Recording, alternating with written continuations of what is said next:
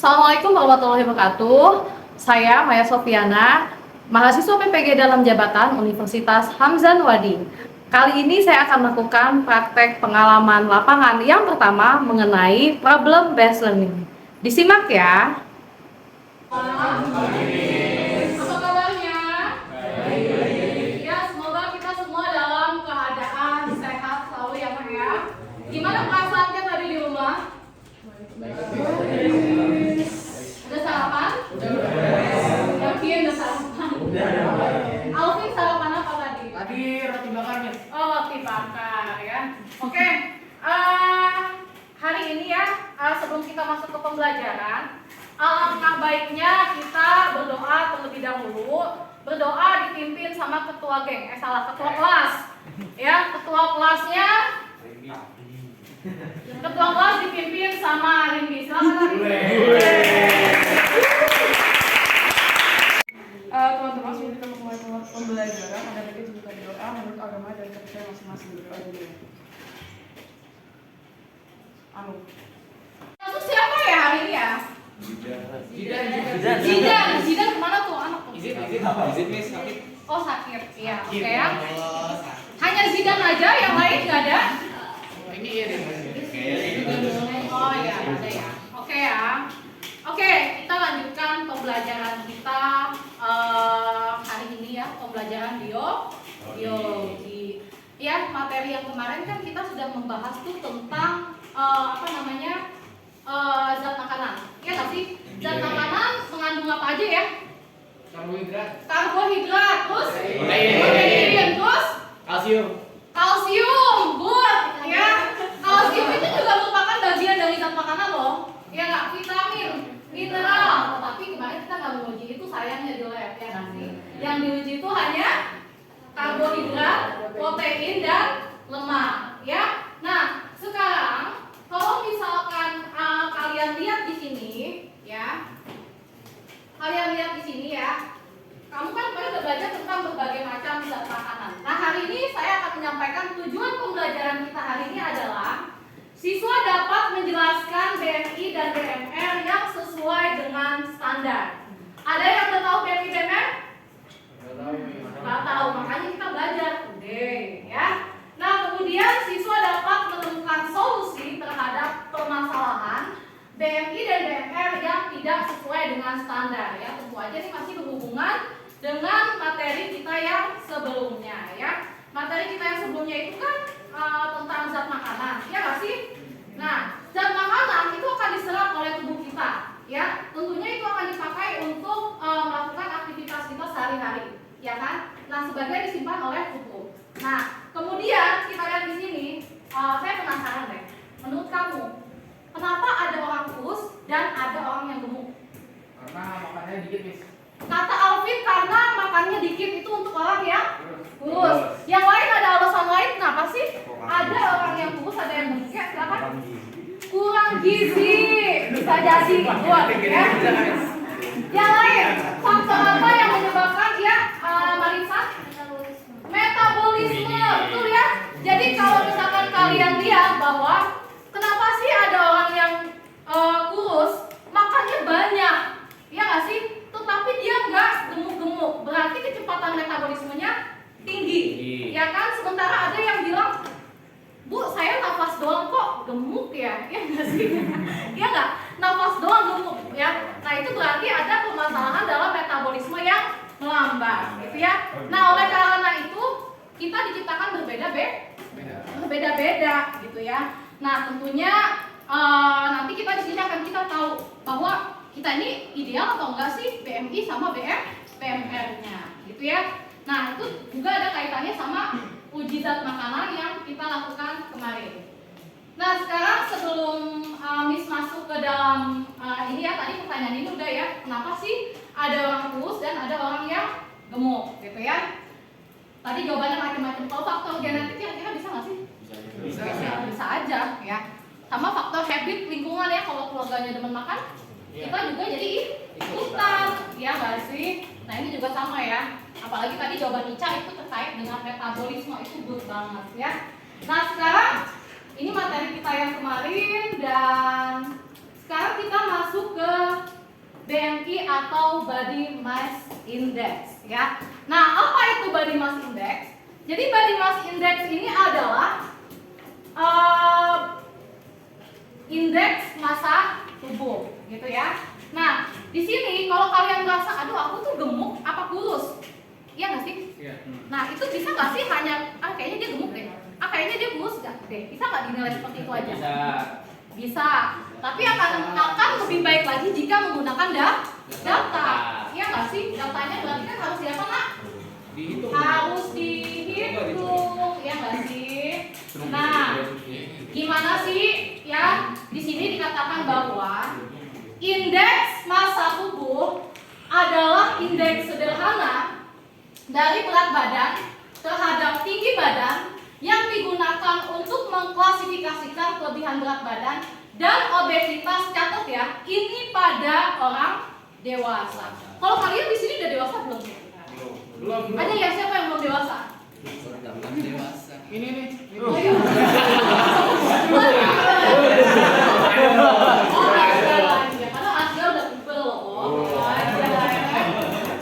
Nah di sini kita lihat ya, jadi IMP itu rumusnya adalah berat badan dibagi dengan tinggi badan dikali dengan tinggi badan dalam satuan meter. Nah nanti kalian harus menganalisis nih. Nah BMR ini adalah kalorisan untuk tubuh kita supaya bisa hidup ya. Aktivitas dasar hidup kita apa sih? Jantung harus dipompa, iya nggak sih? Mencerna makanan, ya, bernafas, perbaikan sel serta membuang racun. Nah, di sini kita akan menghitung berapa sih kira-kira BMR atau kalori harian yang kita butuhkan untuk menjalankan aktivitas dasar ini ya guys. Berapa sekarang LKPD-nya? Nah, di sini ada kalkulator BMI dan silakan dibuka LKPD-nya. Kelompoknya sudah ditentukan ya kemarin ya. Dan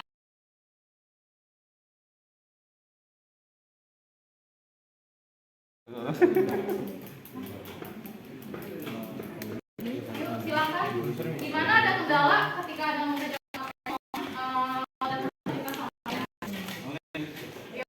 yuk silakan timbang dulu.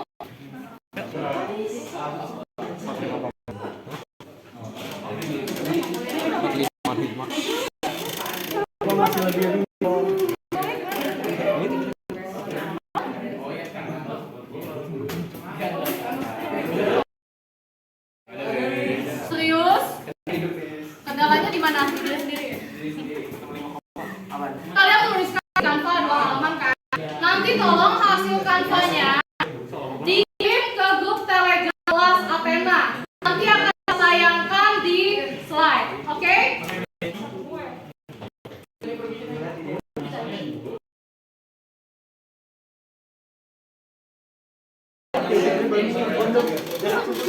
Pengen apa 80? 80 berarti 80,5 dong. Ya udah 80,5.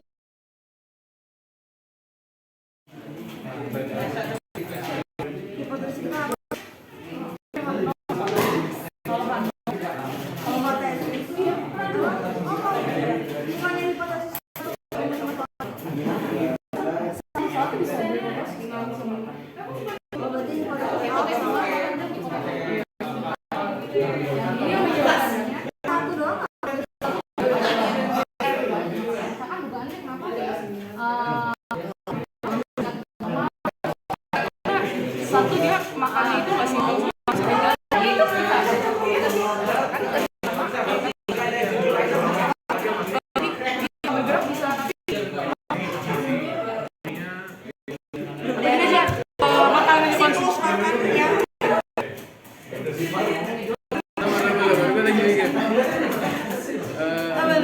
atau makanan yang dia konsumsi itu pokoknya nggak sama aktivitas Namanya defisit kalori gitu. buat diet ya, satunya Enggak. ya. Nanti kita akan presentasi setiap kelompok 5 menit aja apa solusi dari permasalahan yang kita, oke? Jadi kita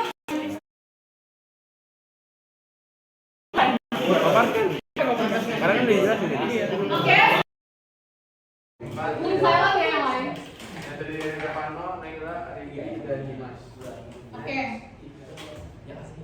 Nah, rumusan masalah. Mengapa ada orang yang mengidap obesitas? Dan hipotesis kami adalah makanan yang dikonsumsi oleh orang yang mengidap obesitas tidak seimbang dengan aktivitas yang dilakukan untuk membakar jumlah kalori yang ada dalam tubuh. Nah, ini asal tahu dulu BMI dan benar ini ada nama-nama dan jumlah BMI dan sebenarnya ya silahkan juga sendiri. Yang normal siapa? Omis? Yang normal siapa yang satu? Yang mau itu Naila sama Rigi, ini nggak mau.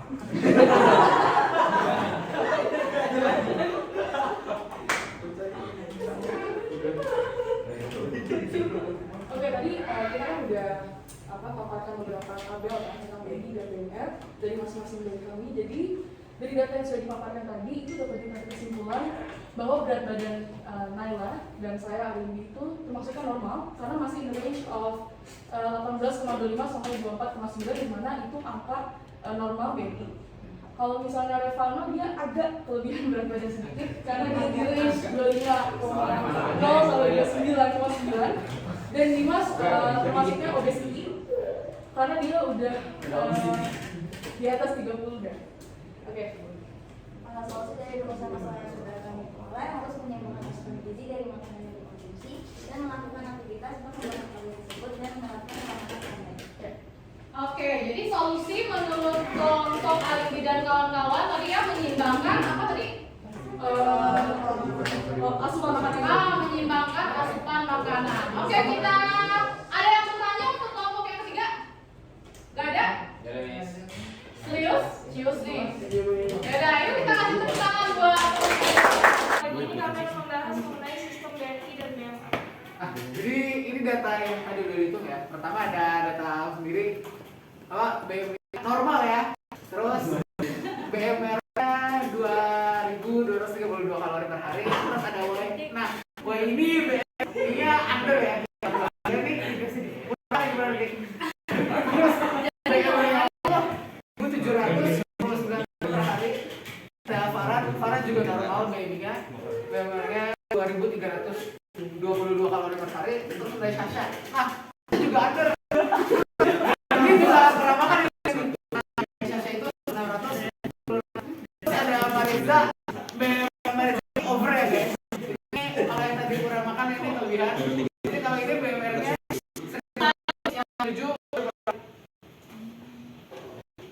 Jadi hipotesis BMI-nya rendah itu disebabkan oleh kurangnya asupan makanan.